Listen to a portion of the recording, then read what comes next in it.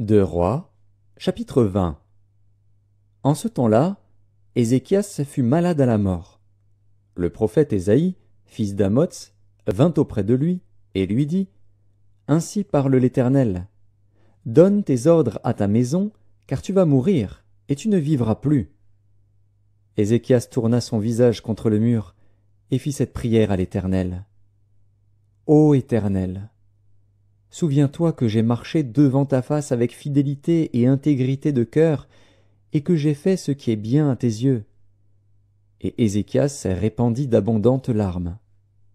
Ésaïe, qui était sorti, n'était pas encore dans la cour du milieu, lorsque la parole de l'Éternel lui fut adressée en ces termes. Retourne et dis à Ézéchias, chef de mon peuple, Ainsi parle l'Éternel, le Dieu de David, ton père.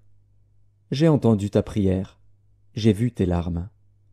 Voici, je te guérirai. Le troisième jour, tu monteras à la maison de l'Éternel. J'ajouterai à tes jours 15 années. Je te délivrerai, toi et cette ville, de la main du roi d'Assyrie. Je protégerai cette ville, à cause de moi et à cause de David, mon serviteur.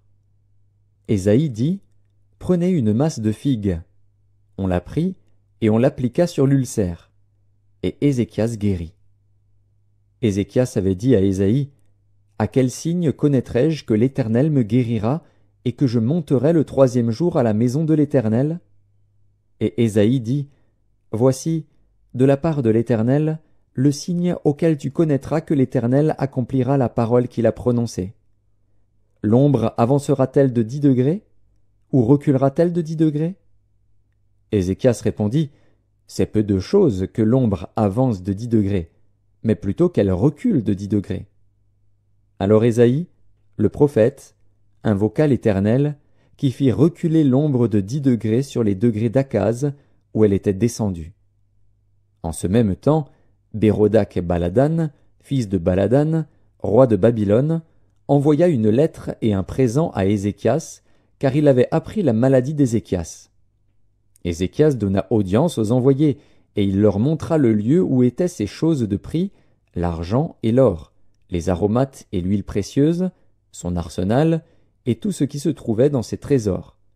Il n'y eut rien qu'Ézéchias ne leur fit voir dans sa maison et dans tous ses domaines. Ésaïe, le prophète, vint ensuite auprès du roi Ézéchias et lui dit, Qu'ont dit ces gens-là, et d'où sont-ils venus vers toi? Ézéchias répondit, Ils sont venus d'un pays éloigné, de Babylone. Ésaïe dit encore, Qu'ont-ils vu dans ta maison? Ézéchias répondit, Ils ont vu tout ce qui est dans ma maison. Il n'y a rien dans mes trésors que je ne leur ai fait voir. Alors Ésaïe dit à Ézéchias, Écoute la parole de l'Éternel.